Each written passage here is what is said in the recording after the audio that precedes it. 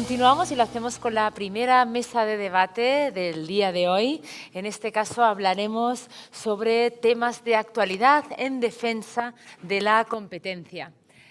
Esta mesa tan interesante va a ser moderada por la directora general de la Autoridad Catalana de la Competencia. Pedimos, si les parece, un fuerte aplauso para Susana Grau.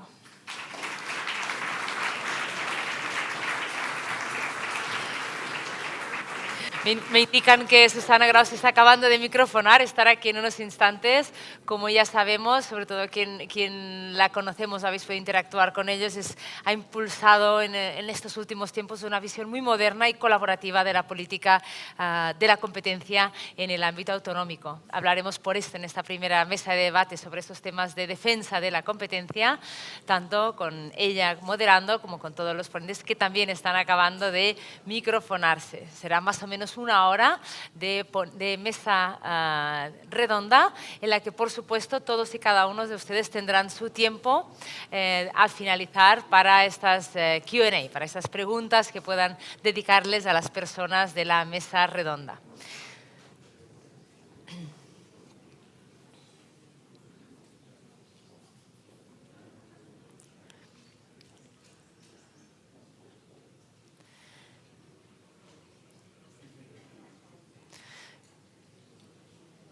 Bien, parece que ahora sí que la tenemos ya casi preparada. Están acabando de microfonar también al resto de miembros de la mesa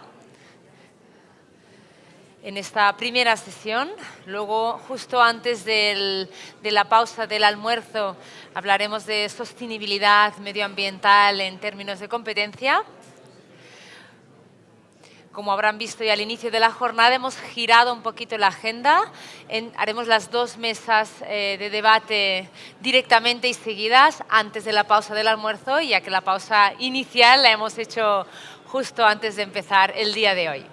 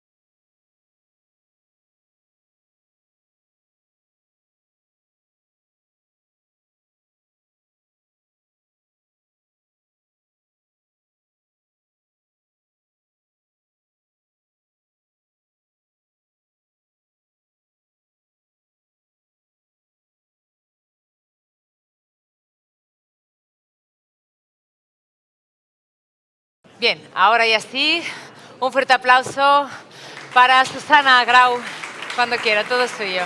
¿No? ¿O qué es? Como queráis.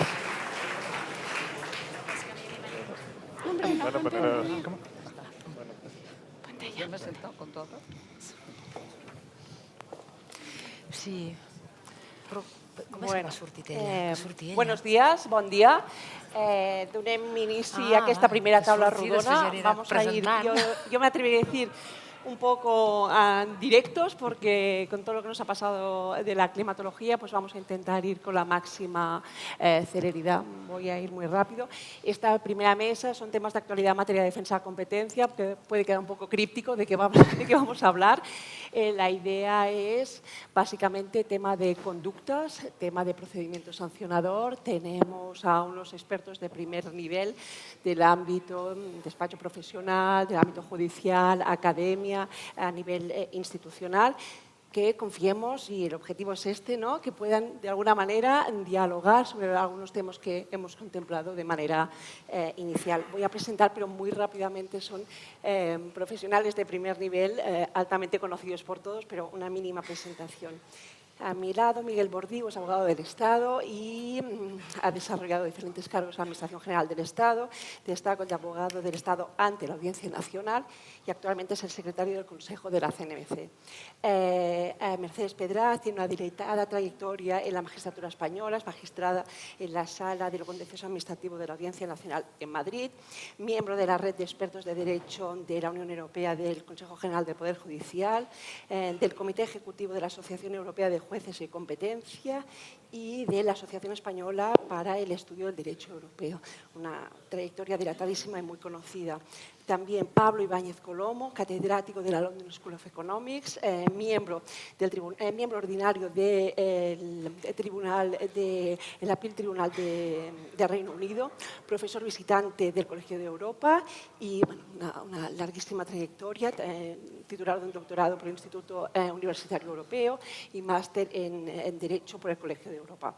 A su lado también Yolanda Martínez, socia de Derecho a la Competencia y Derecho a la Unión de la Oficina de Barcelona del despacho de Marimón, es docente de la Universidad de Barcelona, de donde tiene también un doctorado y máster también en Derecho Europeo por el Colegio de Europa en Brujas. Hechas estas presentaciones mínimas, yo creo que lo más interesante es escucharlos a ellos hablar.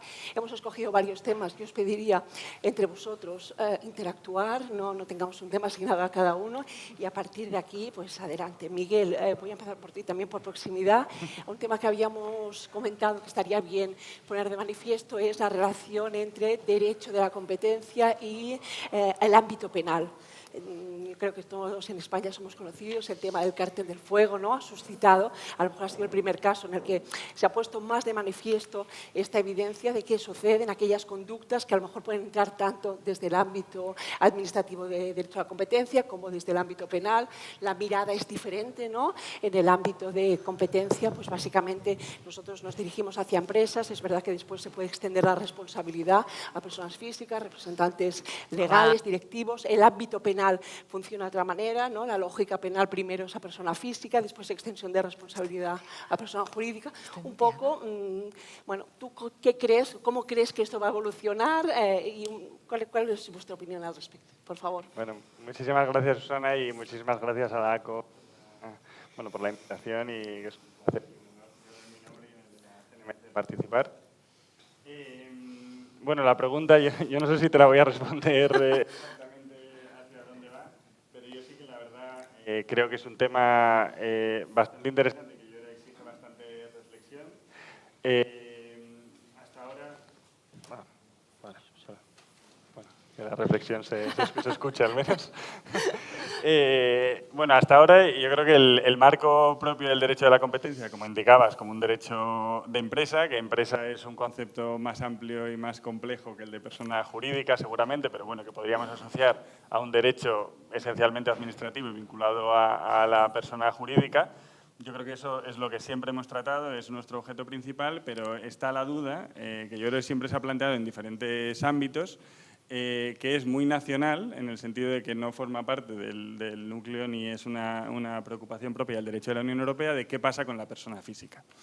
Entonces, yo creo que el marco que teníamos hasta ahora era el de la persona física, aparecía en los temas de competencia en una jurisdicción y pico, podríamos decir, ¿no? En una jurisdicción completa, que es el ámbito administrativo, y luego contencioso administrativo, con un tipo de responsabilidad muy específica, una responsabilidad que es de naturaleza o cuasi o totalmente accesoria, en la medida en que no puede estar solo una persona física en el ámbito de un ilícito de competencia. Es además selectiva en la medida en que no afecta a todas las personas físicas, sino que exige una cualidad subjetiva concreta. Tienes que ser o directivo, en el concepto funcional que sea, o representante legal, pero no todo el mundo que está dentro de una empresa que comete o puede cometer un ilícito de competencia es susceptible de ser sancionada.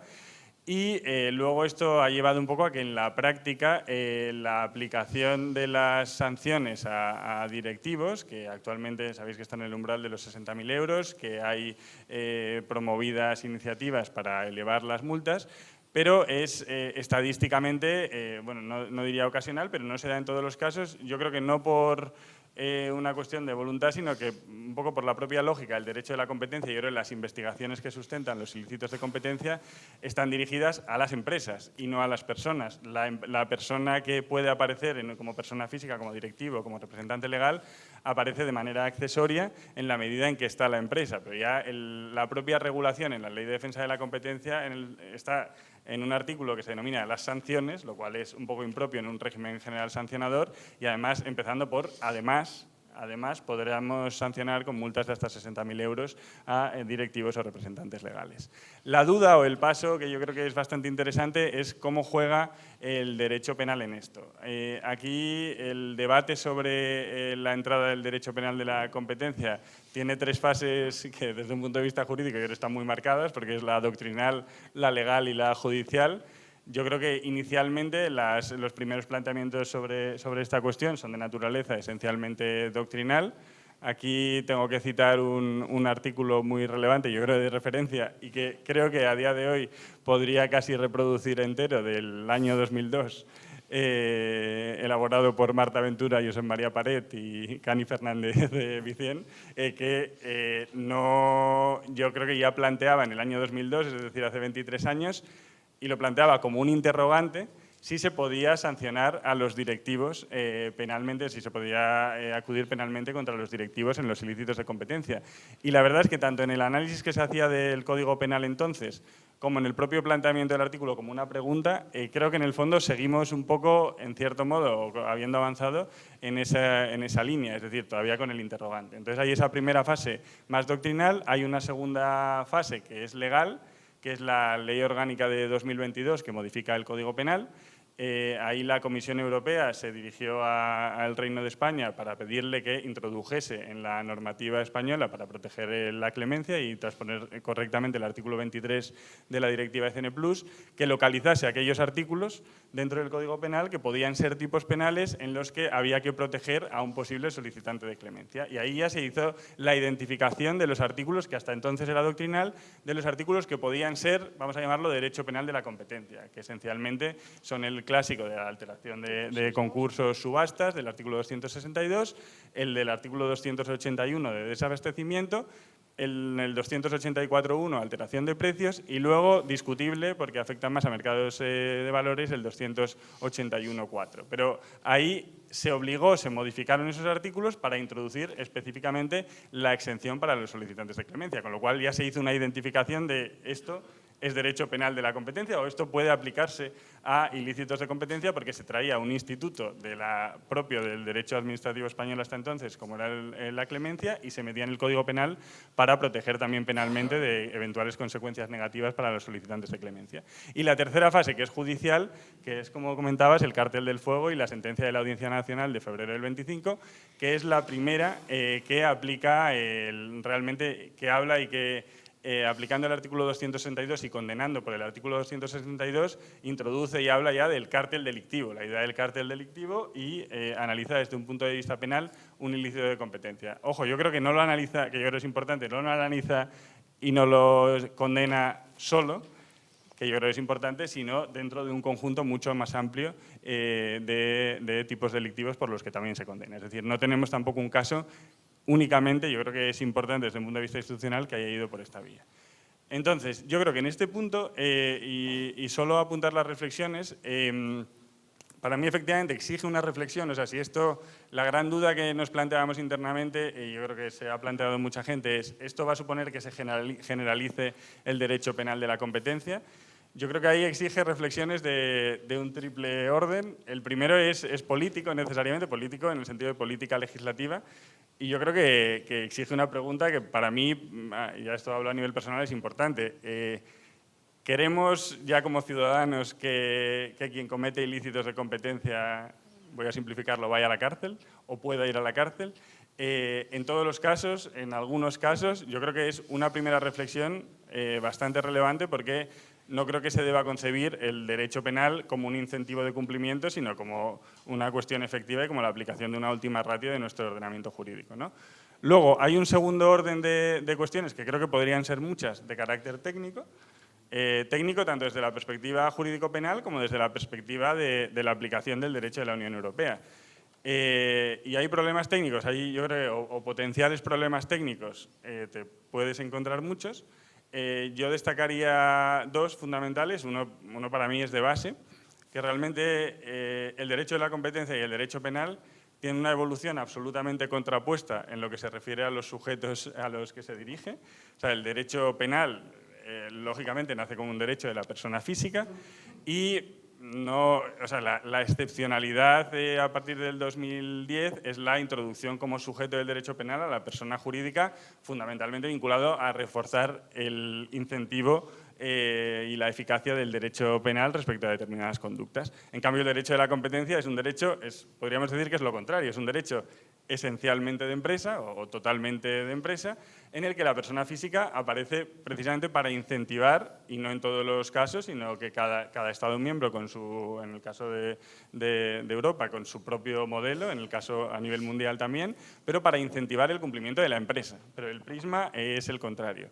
Y de hecho, el primer problema técnico que para mí a día de hoy haría insalvable la generalización de esto es que hablar de derecho penal de la competencia en nuestro Código Penal, aparte de que sería crear, o sea, no digo que no sea aplicable en casos concretos, pero hablar en sentido amplio de un derecho penal de la competencia, aparte de que no es una cosa que esté recogida como tal en el Código Penal ni en ningún trabajo preparatorio, tiene un problema técnico de base, que es que el derecho penal, esos dos artículos del derecho penal no prevén su aplicación a personas jurídicas.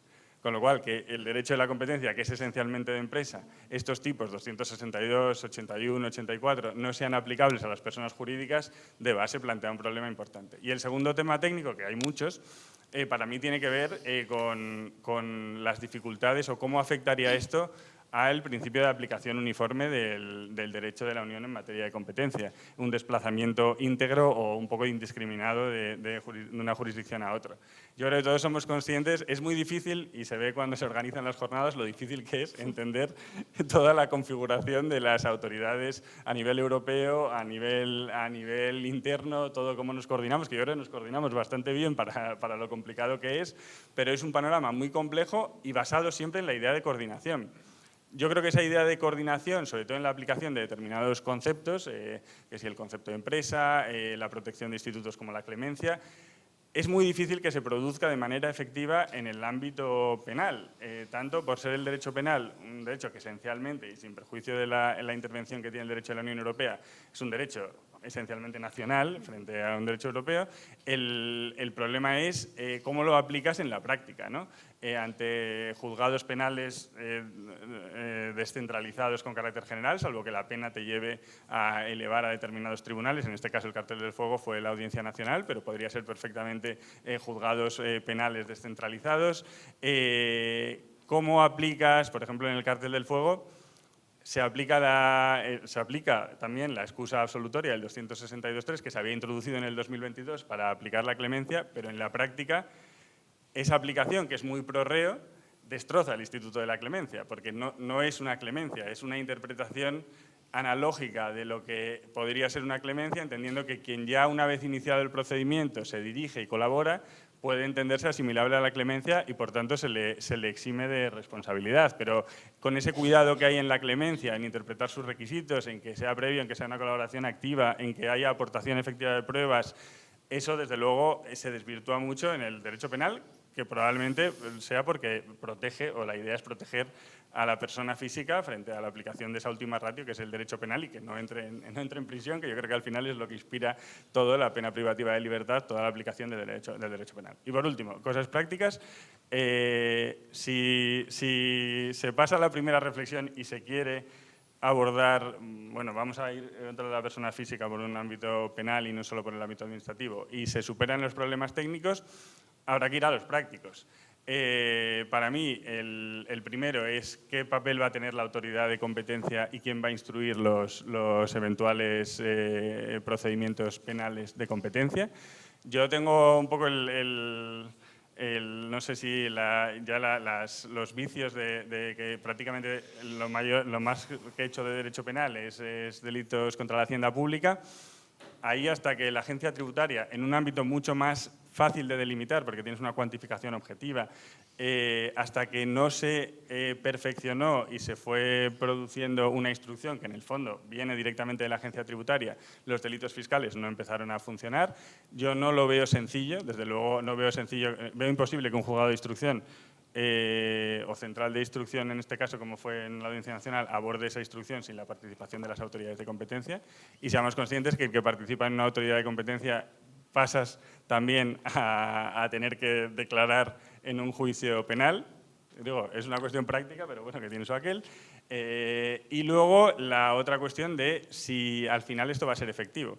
Y ya termino, si ves al final el resultado del cártel del fuego, en unos delitos que de todos estos yo creo que la pena máxima son 6 años, en procedimientos que es difícil que no se alarguen 7, 8, 9 años en el tiempo, solo por una aplicación un poco, solo haciendo una media de las penas que se pueden pedir, que si son 6 vamos a poner que sean 3, si son 5 vamos a poner que sean 2, si son 3, 1, sumando a la aplicación de la atenuante de dilaciones indebidas, que seguro que se va a aplicar de manera extrema, es prácticamente imposible que supere la barrera de los 2 años y por tanto es prácticamente imposible que las penas que se impongan no se sustituyan a la persona física, en este caso, pero pongamos la jurídica, no se sustituyan por penas de multa, no se sustituyan por multas o se suspendan y, por tanto, al final, en el cártel del fuego te encuentras que las empresas, a día de hoy, responsables civiles subsidiarios, están respondiendo de multas de miles de euros por un cártel del fuego. Entonces, yo creo que todas estas reflexiones las dejo apuntadas un poco para el debate. Pues eso era un poco lo que pedíamos, ¿no? Plantear la cuestión. No sé si alguno de los ponentes quiere añadir, lo dejamos para un turno final, ¿sí? Y básicamente eso, ¿no? Esta incertidumbre a la hora de aplicar estas normas, pero que bueno, impacta directamente, ¿no? Sobre la política de competencia. Si os parece, otro tópico que podríamos poner encima de la mesa, y lo habíamos comentado así con Mercedes, es el tema de los mercados laborales y competencia. Parece que es un tema que está muy en boga últimamente. Tenemos ciertas autoridades nacionales de competencia que parece que estamos a la carrera, ¿no? A ver quién sanciona comportamientos anticompetitivos en el ámbito laboral. Lo hemos traído de Estados Unidos. La Comisión Europea, ahora hace un momento, Carlota ha hecho referencia, ¿no? a la sanción a Globo y una de las conductas era un pacto de no captación. Un poco, Mercedes, si nos puedes dar tu visión. No sé si funciona el micrófono o si no, utilizo este. No sé si te escuchan. Pues nada, muchas gracias a Susana, en primer lugar, por invitarme con este auditorio tan distinguido y tan experto. Bueno, yo he escogido este tema porque es un tema que a mí personalmente me interesa, no profesionalmente, sino personalmente, y porque es un tema que llamativamente, mientras los americanos, desde la Clayton Act, que es de 1914, si leen ustedes la parte de la sección 6, tiene una definición que por falta de tiempo la tengo aquí, pero no la voy a leer, es enternecedora sobre la protección de los trabajadores en relación con el derecho de la competencia. En Europa hemos sido muy retrasados. Literatura científica hay muy poca, actuación de las autoridades hay muy poca, salvo en un extremo en el que hay bastante, que es el no poaching. Este tipo de acuerdos, yo he encontrado la primera sentencia de la Audiencia Nacional fue en el año 2012, en el caso Transitarios, que es un caso muy conocido, y luego me he molestado en hacer un listado y hay bastantes resoluciones de la CNC y CNMC y sentencias de la audiencia en no poaching, pero la interacción del derecho de la competencia y el derecho laboral va mucho más lejos de esto. Esto ya es, digamos, que es viejo y ya no tiene interés, aunque evidentemente sigue teniéndola. En realidad hay dos áreas clave, había siempre tradicionalmente dos áreas clave de enfoque en esta interconexión. Una era esta y otra en general los acuerdos en materia salarial, específicamente la fijación de salarios y los intercambios de información en la materia, tanto que ha trabajado las autoridades de competencia en materia de intercambios de información. En Europa hay muy poco trabajo al respecto. Como bases de trabajo hay, a mi juicio, la sentencia del caso Exxon, del Tribunal del Segundo Circuito de Apelación de los Estados Unidos, del año 2001, que es una sentencia muy interesante sobre intercambio ilegal de información salarial.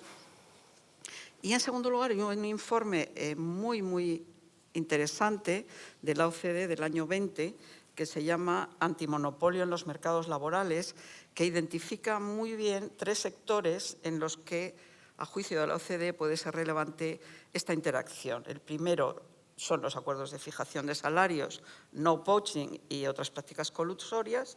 El segundo, los abusos de poder de monopsonio del empleador, y define el monopsonio la OCDE como la situación en la que las empresas tienen un poder en el mercado de trabajo que les permite fijar salarios. Lo leo porque yo de esto soy analfabeta prácticamente.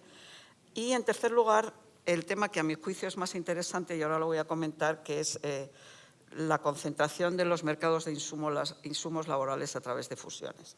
Son tres áreas que identifica la OCDE y que son pues muy interesantes, porque ha dado lugar, de hecho, ahora comentaré, la Comisión Europea ha tenido muy en cuenta este informe para sus investigaciones. En Europa estábamos parados y ahora hemos empezado a movernos. Hay un informe de la UK Competition and Markets Authority muy interesante del año 24, muy amplio, en el que se abordan muchísimos temas. En realidad versa sobre competencia y poder de mercado en los mercados laborales. Es un informe muy amplio, bastante diferente de los demás. Analizan los ingleses el grado de poder de mercado de los empleadores y la concentración del mercado laboral en la economía del Reino Unido, y la relación entre ese poder de los empleadores, las instituciones del mercado laboral y los resultados del mercado laboral. Es decir, ya se está ampliando verdaderamente lo que puede ser esta interacción entre estos derechos. Los ingleses evalúan pues, cuestiones que a mí me parecen importantísimas: el trabajo desde casa, el trabajo híbrido, el auge de la economía colaborativa, que definen como servicios laborales contratados a través de plataformas digitales, los convenios restrictivos, o sea, cláusulas contractuales que restringen lo que pueden hacer los trabajadores después de dejar el empleo. De esto hay mucho y poco explotado en materia de competencia, y los cambios en las políticas de fijación de salarios. Para mí, cuando lo leí, fue un informe muy inspirador. Y además lo recomiendo porque tiene al final, bajo el título Employer Market Power Globally and Open Questions, un listado de estudios e informes sobre la materia que es verdaderamente útil e interesante. Hay otras autoridades que han hecho cosas, por ejemplo, los nórdicos, Dinamarca, Suecia, Noruega y Finlandia, han hecho un Nordic Report, que está también bastante bien. Los portugueses, los polacos, pero el de Polonia no lo he podido leer porque está solo en polaco y es tan largo que ni siquiera con las traducciones esas maravillosas que hay ahora he podido hincarle el diente. Y los catalanes, que gracias a Susana, porque yo tengo que reconocer que no me había enterado, pues ella ha tenido la gentileza de mandarme el informe que ha hecho la Autoridad Catalana de la Competencia y que se titula Documento sobre la aplicación de la normativa de competencia a las conductas colusorias que afectan al trabajo como factor de producción de bienes y servicios, y que está muy bien. No tan bien como el inglés, pero muy bien. Lo siento. Bueno, ¿qué ha hecho la Comisión Europea? Pues la Comisión Europea estaba un poco cruzada de brazos hasta el año 24, en que sacó un informe que se llama Antimonopolio en los mercados laborales, que a mi juicio refleja por primera vez el interés creciente que hay en toda la Unión Europea para abordar las prácticas anticompetitivas en este ámbito. Esto es un inciso personal. Los juristas en general tenemos una cierta alergia al derecho laboral porque no se sabe muy bien por qué lo consideramos una especie de derecho menor. Y entonces nos da un poco de alergia, pero lo cierto es que es la esencia de la vida. O sea, todos somos trabajadores de una manera o de otra. Y la Comisión ha tomado cartas en el asunto. Y no solo ha hecho este informe, sino que la señora Reiners ha hablado, ya no, por lo tanto no voy a profundizar en el caso de Delivery Hero Globo, que en lo que estamos hablando hoy fundamentalmente versa sobre los acuerdos no poach. Ella ya lo ha mencionado. Pero hay otras dos cosas que han pasado recientemente que a mi juicio son muy, muy interesantes. La primera son las conclusiones del abogado general Emiliu en la cuestión prejudicial Tondela de los portugueses. El día 15 de mayo las ha presentado. Es un litigio consecuencia de una decisión de la Autoridad Portuguesa de Competencia. Para los que no estén familiarizados con el tema, mi amigo Pablo es citado como se merece por el abogado general Emiliu. ¿qué pasaba en este caso y por qué es interesante para lo que me trae hoy aquí? Pues lo primero que se discutía es si se puede calificar como acuerdo de una asociación de empresas restrictiva de la competencia ese adoptado por los clubes de fútbol de Portugal en relación con los traspasos de jugadores durante el COVID. Y, en segundo lugar, si estaba comprendido este acuerdo en el ámbito de aplicación de la jurisprudencia Meca Medina. El abogado general hace unas conclusiones muy, muy interesantes, pero que para lo que a mí me trae hoy aquí, creo que plantean bastantes dudas.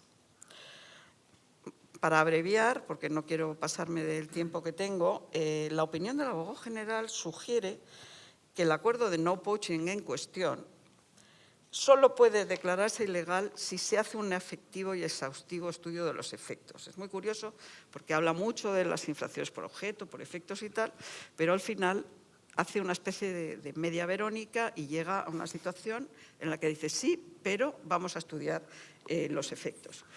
Es muy importante porque es la primera vez en mi conocimiento que el Tribunal de Justicia va a estudiar un asunto de colusión de los empleadores, así que es muy importante lo que diga.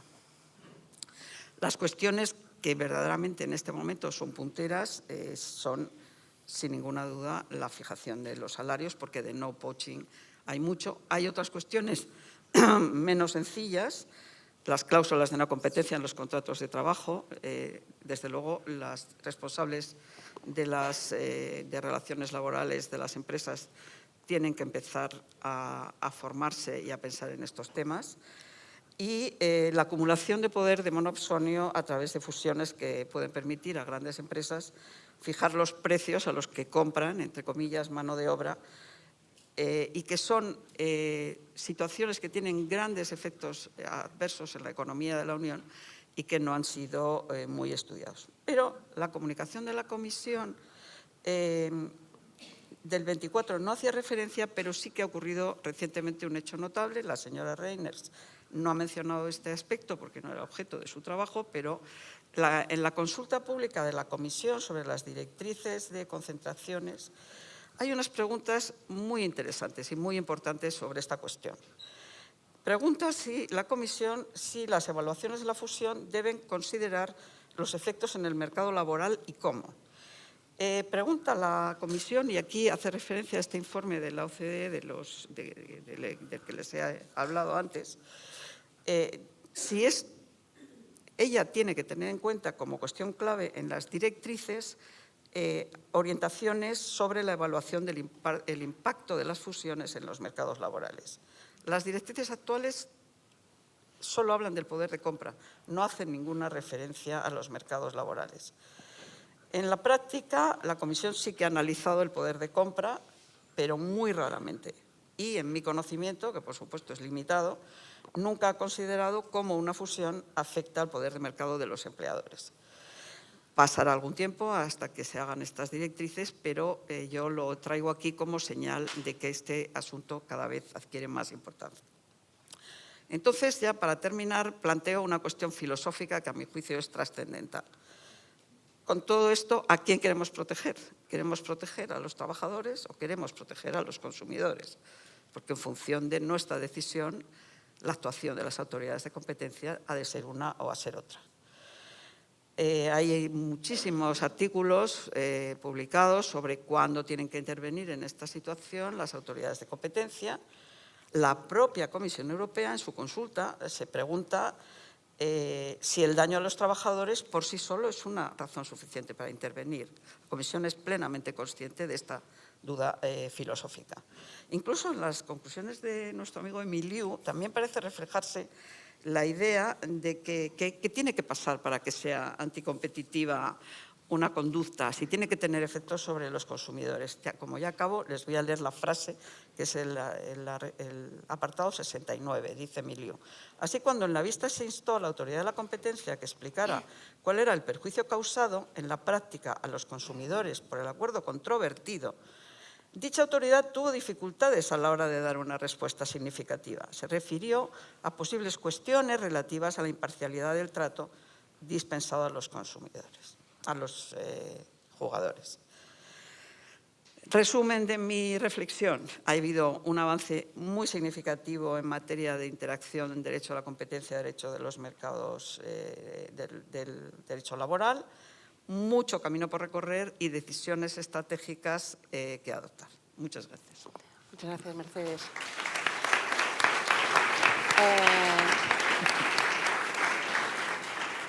Pablo, un poco al hilo de la intervención de Mercedes, yo creo que lo ha puesto muy fácil para enlazar de lo que más o menos habíamos hablado.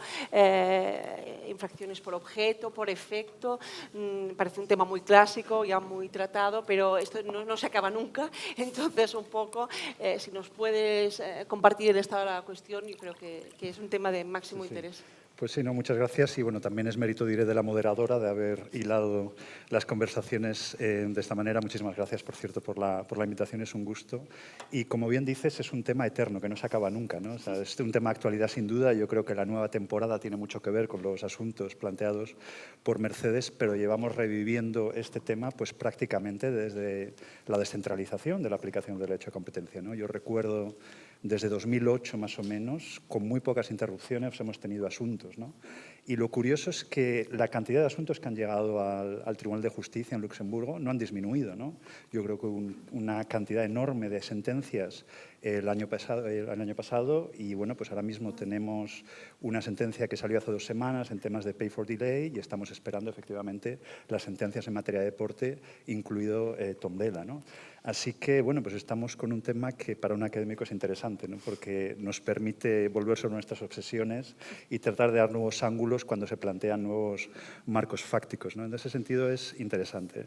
Y no me quiero extender mucho, porque lo que yo querría es simplemente dar algunas pinceladas acerca de los aportes de la jurisprudencia y un poco el mensaje que me gustaría transmitir en este contexto es que todo este eterno redescubrimiento del Mediterráneo, esta tendencia a volver a los temas y esta yo creo que inclinación a volver sobre las cuestiones de base que tienen que ver sobre la distinción entre objeto y efecto, nunca han sido en balde, ¿no? Yo creo que la jurisprudencia, aunque a veces no lo pueda parecer y aunque a veces la gente piense que no estoy hablando en serio cuando digo que la noción de la restricción por objeto ya está clara, es decir, la jurisprudencia nos ha dado tantas pistas que yo creo que sí se puede producir un marco analítico que yo creo que capture de manera fidedigna lo que nos dice la jurisprudencia, yo creo que tiene sentido volver sobre eso, ¿no? Entonces, yo lo que voy a hacer es apuntar simplemente 3 contribuciones fundamentales que nos ha dejado la jurisprudencia en este sentido. Y la primera lección yo creo que viene muy al hilo de lo que planteaba Mercedes y yo creo que es el mensaje absolutamente fundamental, ¿no? Cuando se trata de distinguir entre objeto y efecto. Y yo creo que es algo que yo diría en los últimos 2 años ha quedado meridianamente claro o mucho más claro de lo que estaba con anterioridad. Y esto tiene que ver con el hecho de que la evaluación del objeto de un acuerdo y el trazar la frontera entre objeto y efecto va a ser siempre y en toda circunstancia un análisis contextual. Es decir, yo creo que teníamos todos una inclinación hace no tanto tiempo de decir, bueno, un acuerdo de fijación de precios es una restricción por objeto. Yo creo que además podemos decir con una cierta confianza que eso no es así, que nunca se puede decir nunca, ¿no? Incluso cuando estamos hablando de los acuerdos que potencialmente son más problemáticos, que pueden preocupar a lo mejor a un abogado cuando recibe una consulta y demás, podemos decir con seguridad que esto ya no es así, ¿no? Yo creo que es una de las lecciones que me quedan, Mercedes, de las conclusiones del propio Emiliu, ¿no? Uno de los acuerdos más nuevos que se ha mencionado es el tema de la captación de clientes. Y yo creo que el mensaje de Emiliu es decir, no se puede decir categóricamente que esto sea restrictivo por objeto. Es decir, la necesidad de tener en cuenta el contexto no desaparece porque se trata de un tipo de acuerdo o de otro, ¿no? Y eso me fue muy interesante en esas conclusiones porque eso apareció en el marco del diálogo con la comisión, que mandó sus observaciones en el contexto del litigio y el mensaje quedó claro. El análisis contextual nunca desaparece. E incluso en asuntos de no captación de clientes, yo creo que no es difícil pensar en casos en los que quizá no sea una restricción por objeto, ¿no? Y los que somos aficionados al deporte, y en particular al baloncesto de la NBA, podemos empezar a pensar circunstancias en las que quizá no sea así, ¿no? Entonces yo creo que esto es una lección fundamental. Y yo creo que otro aporte fundamental en este sentido fue la sentencia Superboc en términos de fijación vertical de precios. Y yo creo que era de los pocos asuntos, era el último de los mohicanos en términos de categorías de acuerdos en los que uno podía decir a la luz de la jurisprudencia que siempre y en toda circunstancia una fijación vertical de precios va a ser restrictiva por objeto. De nuevo, en Superboc, el Tribunal de Justicia nos vino a decir el análisis contextual va a tener lugar incluso en el marco de este acuerdo, ¿no?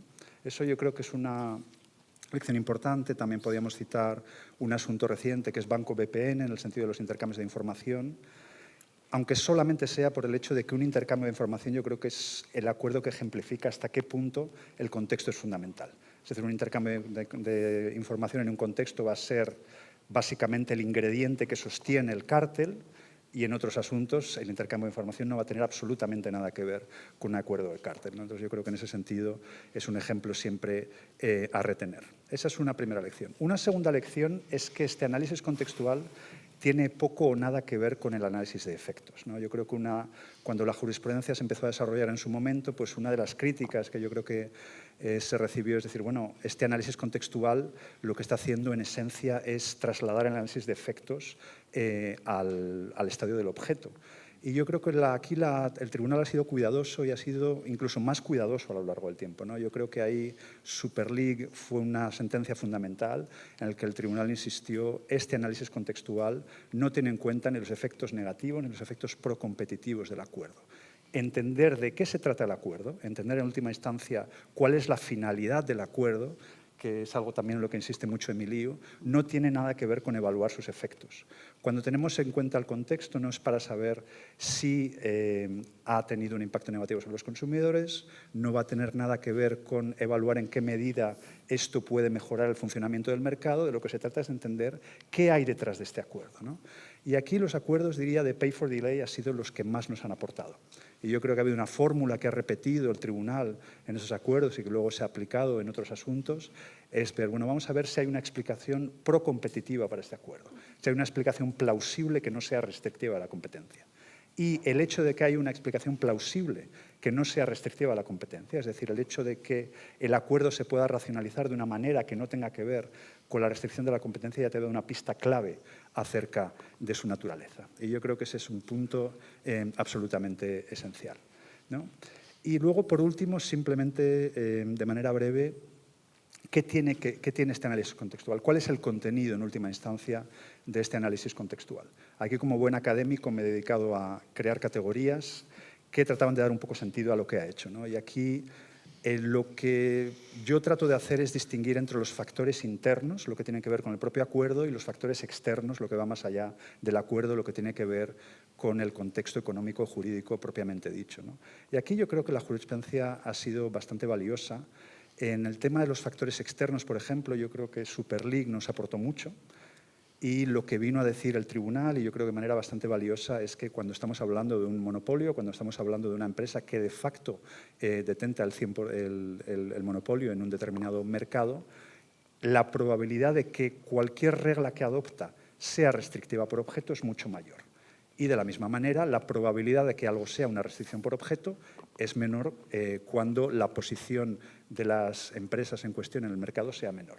Es decir, es tanto más probable que un acuerdo de fijación de precios vertical, por ejemplo, sea una restricción por objeto cuando el poder del mercado es mayor y, por tanto, cuando el control de los parámetros de competencia es mayor, ¿no? Eso, por un lado, yo creo que ha sido un aporte esencial. Banco BPN sobre los intercambios de información también nos da pistas interesantes. Nos dice, bueno, si el mercado está concentrado, pues es más probable que un intercambio de información sea restrictivo de la competencia. Pero como lo que nos interesa en última instancia es discutir, propongo dejarlo aquí. Muchísimas gracias de nuevo por la información. Perfecto, y encantado Pablo. de discutir. Gracias. Yolanda, yo creo que... todo el mundo quiere aplaudir. Yolanda, te vamos a pedir ahora, lo hemos comentado, una aproximación en materia de abuso de posición de dominio. No hablamos por objeto, por efecto, abusos por su naturaleza, dónde estamos y de lo mismo, de manera sintética y clara, los desarrollos que tú ves en esta materia, por favor. Vale, buenos días a todos. Lo primero, muchas gracias también por la invitación y por la invitación a participar en esta mesa con componentes y con un auditorio de tan altísimo nivel. Yo quería hablar de abusos y tratar de conectar un poco con la intervención que me acaba de preceder, de Pablo, ¿no? Y permitirme decir que igual plantearé algunas preguntas para la reflexión y quizás en el ámbito del abuso el marco analítico no está tan claro en cuanto a las infracciones por objeto y efecto, ¿no? Yo quería hacer 3 reflexiones, una más general, efectivamente, sobre abusos por objeto y efecto, y 2 más específicas, más breves, sobre abusos recientes, tipos de abusos recientes, abuso por denigración, mencionaba antes la señora Reiners, ¿no? Teva y Before, o los límites de esos abusos. Primero contextualizo, estamos asistiendo en materia de abuso a lo que varios autores han calificado como la contrarrevolución o el retorno del péndulo del análisis de efectos, ¿no? O sea, nos pasamos muchos años con un análisis muy formalista en el ámbito del 102, muy criticado, pasamos a esa necesidad que todos conocemos del análisis de efectos, enfoque más económico. Y parece que nos hemos pasado de la raya y tratamos de volver a decir, bueno, igual no siempre, ¿no? Igual no siempre tenemos que hacer ese análisis de efectos porque hay conductas que pueden ser restrictivas por objeto, restricciones manifiestas por su propia naturaleza, la terminología es variopinta, es verdad que siempre es necesario el análisis contextual, pero es verdad que armonizar la terminología ayudaría. Bueno, en ese contexto, lo que sí que tenemos claro por sentencias recientes es que caben en el ámbito del 102, y nos lo ha reafirmado el Tribunal de Justicia ya varias veces en los últimos 2 o 3 años, caben restricciones por su propia naturaleza o por objeto, ¿no? Tenemos los ferrocarriles lituanos, tenemos Superliga, tenemos Google Shopping, son sentencias que nos dicen expresamente que caben abusos por su propia naturaleza. Y yo la pregunta que me he hecho es, bueno, desde esas sentencias, que son 23, 24, ¿qué casos ha habido en los que las autoridades hayan dicho sin ambajes, esto es un abuso por objeto? Que yo haya identificado, tenemos Mondelez, restricciones del comercio paralelo, una decisión que acaba en settlement y, por lo tanto, sobre la que no se va a pronunciar el Tribunal de Justicia, pero bueno, parece razonable entender, y en esa necesidad de coherencia que ha dicho el Tribunal de Justicia, que exige la interpretación de 101 y 102, sobre todo tenemos que tener una interpretación coherente y, por tanto, lo que es por objeto anticompetitivo en 101, no siempre, pero vamos a intentar hacer una aproximación lógica de lo que sea anticompetitivo por objeto en 102. Por tanto, restricciones que supongan la compartimentación del mercado interior, parece lógico que en su contexto, no siempre, pero que en su contexto puedan llegar a ser restricciones por objeto. Y tenemos también Before y Teva, casos en los que se ha sancionado por denigrar a competidores. En el caso de Before se acaba con compromisos, con lo cual tampoco tendremos pronunciamiento del Tribunal de Justicia. Y en el caso de Teva sí que se ha recurrido. Pero bueno, en cuanto a la parte de denigración y no patentes divisionales, a mí me parece que ahí la Comisión es verdad que se apoya también en jurisprudencia de 101, y me refiero al caso Roche de 2018, en que se dijo efectivamente que denigrar a competidores en cierto contexto puede ser una restricción por objeto. Parece que vemos una aproximación constreñida a los abusos por objeto y me alegro. Quiero decir, no nos tenemos que pasar de la raya, como quizás había pasado en el pasado en el ámbito del 101, con que todo se considere una infracción por objeto, con lo cual vamos a ser cautelosos en cuanto a qué pueda ser un abuso por objeto. Yo la pregunta que me hago en este ámbito es ¿y qué hacemos con los abusos de explotación que están ahora de moda y con las cláusulas contractuales inequitativas que, como también apuntaba la señora Reiners, ahora son objeto de varios abusos? Y no porque en esos casos se haya dicho que hay un abuso por objeto, pero me planteo la pregunta teórica. ¿Cabría pensar que algunas de esas cláusulas interpretadas nuevamente en su contexto tengan por objeto una restricción de la competencia? Nos dice últimamente la jurisprudencia del Tribunal de Justicia en temas de abuso que para que haya objeto restrictivo es necesario demostrar al menos capacidad de exclusión. Yo confieso que en algunas de esas cláusulas contractuales veo esa capacidad de exclusión como mínimo en el plano teórico, aunque sea de un modo indirecto. Pienso, por ejemplo, en el caso Apple, en el caso de Music Streaming. Esas cláusulas que no permiten al consumidor siquiera conocer la información relativa a ofertas de terceros en otros lados en los que puede quizás adquirir el consumidor la misma aplicación, pues pueden tener, aunque sea indirectamente, un efecto de exclusión, aunque se hayan considerado abusos por explotación. En todos los casos en los que se han evaluado esas cláusulas contractuales hay esos efectos de exclusión indirectos. Pues yo confieso que en algunos casos no lo veo. Ahora, ¿es siempre necesaria esa capacidad de exclusión o esas afirmaciones del tribunal las tenemos que entender en el contexto de casos de abuso exclusionario? Y se me ocurre el ejemplo clásico de los precios excesivos. Ahí tenemos Acalá, tenemos Aspen, allí donde no hay competencia difícilmente tengo capacidad de excluir y no negaremos que el tribunal ha sancionado esos precios excesivos. Es verdad que causa cierta alergia convertirse en regulador de precios y ha de ser en casos muy excepcionales, pero la pregunta es, ¿hay objetos restrictivos que no sean exclusión en el ámbito del 102? En el ámbito del 101, Pablo, que obviamente he leído mucho, Pablo habla de objetos anticompetitivos considerando colusión, considerando exclusión y considerando compartimentación del mercado interior. En el ámbito 102, exclusión está claro. Compartimentación del mercado interior, quizás tenemos Mondelez. ¿Hay algo más en el ámbito de los abusos de explotación? Y dejo la pregunta abierta porque no tengo, obviamente, una respuesta. Y luego dos comentarios breves, decía, sobre los ciertos abusos por objetos recientes, ¿no? Una segunda reflexión era al hilo de la relevancia de la intención en ciertos tipos de abuso, ¿no? Sabemos que el tribunal ha dicho hasta la saciedad que la intención no es un elemento constitutivo del abuso, no puede serlo, porque si no entraríamos en debates probablemente ilógicos en los que las buenas intenciones no puedan justificar una conducta por objeto o efecto anticompetitiva. La pregunta es, y lo veo sobre todo en los casos que he mencionado antes, ¿no? en Mondelez, en Teva, en Before, la evidencia que nos dice que tenía la comisión, por ejemplo, en Mondelez es no te vendo porque me inundas el estado vecino, ¿no? En Before,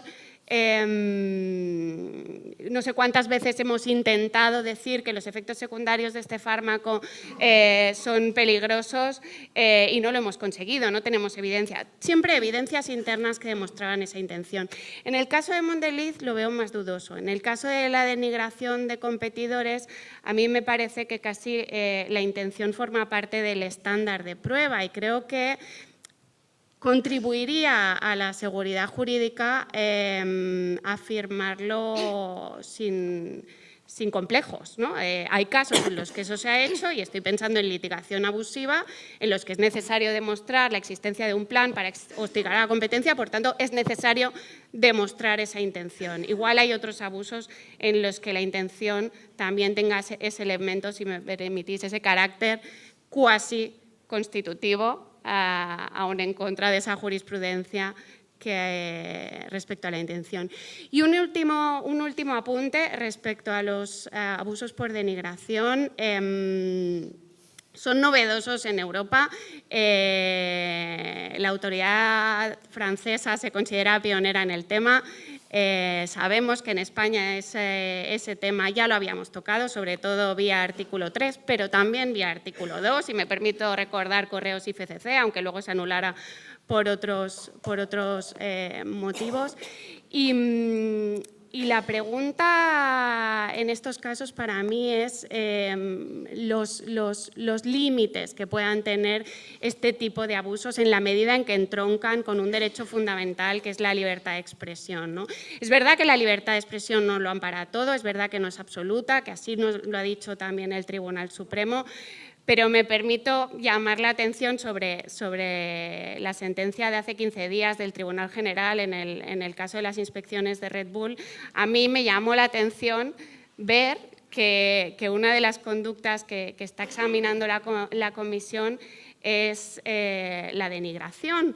Y la denigración examinada, supongo, bajo el prisma de 102, no conozco los detalles, pero me llama la atención que en el mundo gran consumo, en el mundo alimentación, una práctica denigratoria pueda tener la misma relevancia que en el mundo farmacéutico, en el que la asimetría de información de los pacientes, médicos, Sistema Nacional de Salud, igual justifica la intervención, la credibilidad del sistema sanitario justifica la intervención, en los precedentes energéticos que tenemos en España de reciente liberalización, ¿no? Pues también justificaban seguramente la intervención, vía en esos casos artículo 3. En el mundo gran consumo me interesará ver mucho cómo se justifica esa intervención entroncando, insisto, con un derecho fundamental de relevancia constitucional. Y aquí lo dejo. Muchas gracias. Muchas gracias, Yolanda.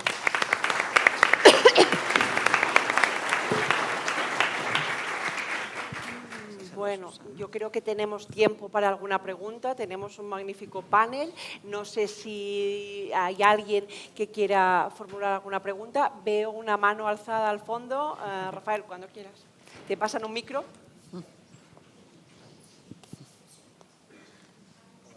sé si también por aquí... No sé si primero... No se escucha, ¿no? No se oyen. Sí. ¿Se me escucha? ¿O hablo más alto? Si puedes darle un poco con la voz, porque... Y voy a hablar voy a preguntar un par de preguntas sobre asuntos en los que no he intervenido, por tanto, pero en los que me causan curiosidad. Y no sé si la señora Reines, que todavía está, también podría contestar. Uno sobre las guidelines del 102. ¿Sigue estando previsto que se publiquen este año? Lo digo porque frente a las de concentraciones que ha señalado que se busca un consenso, yo creo que las de 102 han generado un debate muy vivo y no sé si va a ser fácil en este poco tiempo que nos queda llegar a que la Comisión saque unas guidelines con consenso.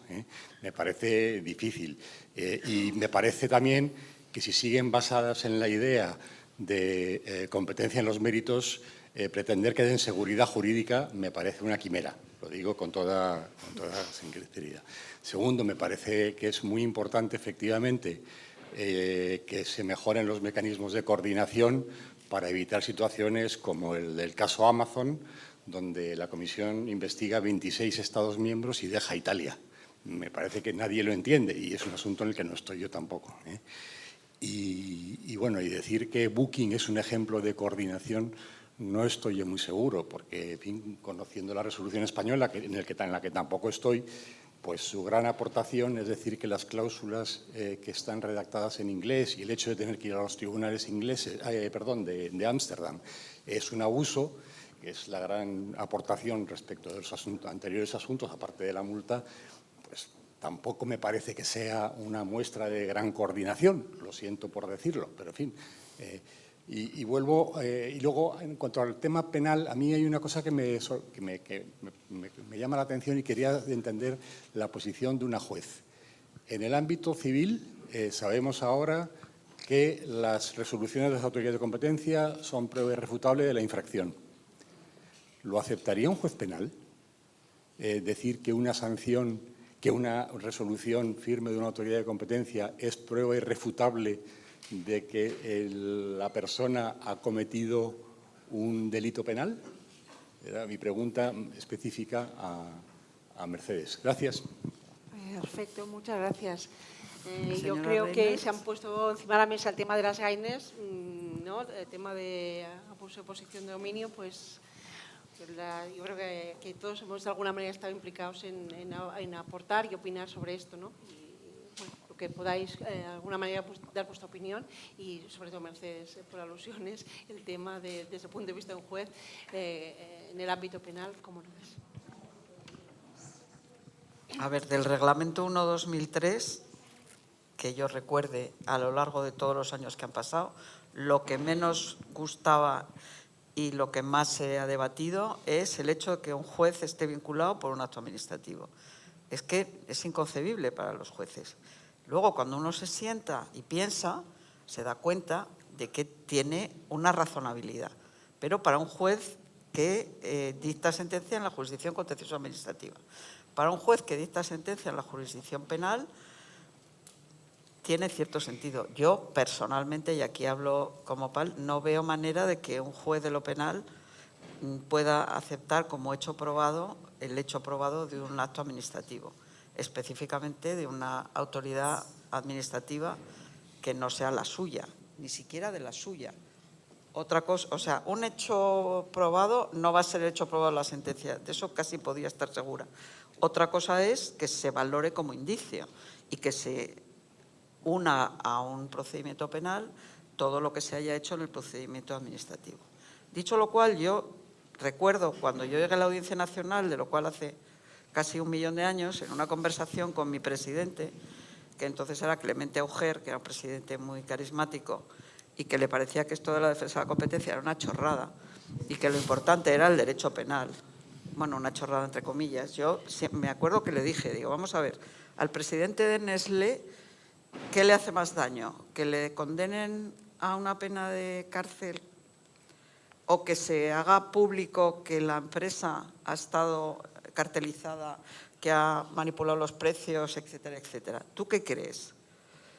Yo he pensado siempre, personalmente, ya que sale el tema, que es mucho más eficaz la actuación de las autoridades de competencia. Y no lo digo porque estén aquí muchas, porque al final el procedimiento penal tiene muchísimas limitaciones a la hora de enjuiciar este tipo de conductas, como se ha puesto de manifiesto con el caso del cártel del juego. Pero insisto en que esto es una opinión personal y sin mucha reflexión, así a bote pronto. Perfecto, Mercedes. Si queréis apuntar algo. Sobre las guidelines, obviamente unirme a la pregunta de Rafa, no sé, y nos interesará mucho saber si salen este año. Yo conscientemente no he hablado de abusos digitales porque hay una mesa mañana sobre temas digitales, pero coincido en que me genera muchísima curiosidad cómo se habrá adaptado el borrador de guidelines después de las últimas sentencias, pues Google Shopping o Android Auto, que revierten absolutamente conceptos que podían parecer asentados en las guidelines, ¿no? Así que no tengo más comentarios que ese. No sé si alguien más, por cuestión de... Sí, por alusiones. Lo siento. Por favor. Gracias. Bueno, por alusión, efectivamente, pero solo podemos también debatir otras cuestiones fuera. Las guidelines se han consultado ampliamente, recibimos mucho input. Es verdad que es input interesante y complejo, pero bueno, lo estamos mirando de cerca, integrando. Estamos también un poco pendientes de ciertas sentencias, pero estamos full speed, como se dice, o sea que lo sacaremos lo antes posible. No te puedo confirmar concretamente si final de año, pero bueno, que por ahora creemos que hemos consultado mucho y tenemos todo el material para poderlo finalizar. Las guidelines de concentraciones, publicaremos un primer borrador en primavera del año que viene y todavía estamos preparándolo todo. Pues muchas gracias. No sé si alguien más quiere hacer alguna intervención. Mira, ahí tenemos a Rafa también que quiere intervenir. Hola, buenos días. Rafael Baena, de Ashurst. Quería hacer una reflexión sobre el tema de la aplicación del derecho penal, en línea con lo que ha señalado Miguel. No voy a dar muchos detalles porque yo sí que he estado en el tema del cártel del fuego, pero claro, era un tema en el que como abogado de competencia llegas a un terreno que era por explorar, pese a que el derecho penal de la competencia, si lo entendemos por los artículos que ha mencionado Miguel, está en el Código Penal desde que tenemos Código Penal y son conductas que incluso estaban tipificadas anteriormente, ¿no? No se habían aplicado nunca y no se habían aplicado nunca por motivos de peso, yo creo. Primero, la regulación en relación con los acuerdos anticompetitivos, teniendo en cuenta cómo hay que interpretar los tipos penales siempre de manera súper restrictiva, requiere engaño, violencia, los cárteles normales pues no entraban ahí normalmente. El tema de la colusión en concursos públicos, tenemos un problema de innovación que se ha quedado fosilizada y me explico. El derecho penal reconoce que hay una necesidad de atacar a las empresas que se benefician de la colusión y que están detrás de la colusión mucho antes de que entre en el debate. Ya en el siglo XIX, cuando se incorpora este tipo al Código Penal, no había responsabilidad penal de las personas jurídicas. El legislador dice, y vamos a dejar a las empresas y a las compañías libres de cualquier consecuencia. Llega el siglo XX y seguimos igual. Oye, se va a multar a la persona que físicamente participa o que participa directamente en la conducta, pero aquí hay un beneficiario real que no tiene personalidad jurídica, que no podemos sancionar directamente como responsable de la conducta, pero que no se puede ir de rositas. Y entonces el derecho penal innova y lo que hace es el directivo o el trabajador que va a ser, que participa en la conducta, va a tener el reproche penal y la pena de cárcel, en su caso, que luego nunca se ha llegado a aplicar y ahora con el cartel de fuego pues nadie ha entrado en la cárcel. Pero la empresa no se va a ir de rositas. ¿Y cómo lo hago? Porque no tiene personalidad jurídica, no puede ser investigado, no puede ser responsable. Le pongo una consecuencia accesoria que es la de la prohibición de contratar por un periodo de 3 a 5 años, automática. Lo cual plantea ciertos problemas una vez que la persona jurídica, la empresa tiene personalidad jurídica, también desde el punto de vista del derecho de defensa. No siendo imputados, no participando en el procedimiento, de repente les cae una consecuencia derivada de un procedimiento en el que no han podido participar. Pero ahora mismo, claro, se reforma el Código Penal para regular la responsabilidad penal de la persona jurídica y no se mete el derecho penal de la competencia porque ya estaba cubierto por estos artículos, que tiene una regulación propia. Y nos encontramos con que quien más debería estar sometido al derecho penal de la competencia, que es la empresa por conductas restrictivas de la competencia, pues se ha quedado en esta situación en la que no es responsable directamente, pero se le aplica la consecuencia penal de la conducta de sus trabajadores o directivos. Yo creo que esto solamente se resuelve con una reforma legal. Una reforma legal que introduzca esto que hemos llamado el derecho penal de la competencia, estos tipos, dentro de la regulación general de la responsabilidad penal de las personas jurídicas. Porque ahora mismo se ha quedado fuera. Y se ha quedado fuera por esa innovación anterior, que fueron los primeros en llegar y luego nadie los vio. Solo quería compartir esta reflexión y esta petición de una reforma legal al respecto. Gracias. Muchas gracias. No sé si Miguel quieres compartir. Yo muy brevemente, muy brevemente, yo, estando de acuerdo, yo creo que es un ámbito en el que habría que reflexionar. A mí a nivel de modelo, las dudas que me plantea es que me perdonarán los penalistas porque no es nada elevado lo que voy a decir, pero en el fondo el derecho penal existe para mí y es volver a lo básico porque puedes meter a alguien en la cárcel y por eso es la última ratio. Si al final la introducción como sujeto del derecho penal de la persona jurídica, a la que evidentemente no puedes meter en la cárcel, te lleva a poner una multa y una prohibición de contratar, sinceramente ya me quedaría con la multa y la prohibición de contratar que tienes en la vía administrativa. Yo así como reflexión. Entonces, ahí hay modelos. De todos los modelos que puede haber, sabiendo que aquí, y no es tampoco una cosa en que yo pueda pontificar nada, evidentemente, pero sabiendo la dificultad que hay, que por ejemplo en el delito fiscal la tienes muy cuantificada, en estos delitos que tienen, estas infracciones, parte administrativa, que ahí tienes los 120.000 euros, entonces una cosa objetiva que puedes cuantificar, ¿no? Aquí creo que es muy difícil, podrías atarlo a determinada afectación a unos bienes jurídicos distintos, a cuestiones muy específicas. Yo creo que lo que más sentido tiene o lo más limpio es que tú tengas reservar la vía administrativa. Si se quiere ir al penal, reservar la vía administrativa para las empresas y eventualmente, que yo creo que es más el modelo americano y que en determinados países de América Latina también está incluido, y en determinados casos, si eso, pasar el tanto a la Fiscalía para que eventualmente investigue. Y ahí, complementando un poco lo que decía Mercedes, yo creo sinceramente que el procedimiento penal ya constitucionalmente exige, para empezar, exige que la prueba, que puede ser prueba que venga de la vía administrativa, pero realmente la tienes que ratificar. La prueba del penal solo vale en la medida en que cumplas con el principio de legalidad y que la ratifiques en juicio. La prueba no tiene valor sino probatorio, a diferencia de la vía administrativa. Entonces, a mí, de todos los modelos posibles, sin posicionarme sobre si estoy a favor o en contra, pero al menos el que creo que distorsiona menos es ese, porque irte a la vía de la responsabilidad jurídica, realmente creo que es un viaje muy largo y muy complejo, en mi opinión, para llegar a consecuencias peores que las que tienes ahora y creo que, en cierto modo, mejores para las empresas, porque al final todo el procedimiento penal se va a interpretar, el administrativo también, por la aplicación de los principios sancionadores constitucionales, o sea, también se interpreta pro reo, pero evidentemente el penal se va a interpretar mucho más pro reo y la posición de la persona jurídica, que, hombre, yo creo que ahora sí que puede participar. Tú, como responsable civil subsidiario, como tal, tú puedes personarte en juicio, pero creo que al final todo ese viaje para poner una prohibición de contratar y una multa en sede de una jurisdicción penal que no tienen, ni creo que deban tener la expertise que tiene la autoridad de competencia y la revisión jurisdiccional en vía contenciosa administrativa, en mi opinión, y hablando un poco en confianza, si puede ser, no sé si merece la pena. Perfecto, pues muchas gracias. Yo creo que con esto vamos a dar por clausurada la primera mesa y muchas gracias al ponente, por favor.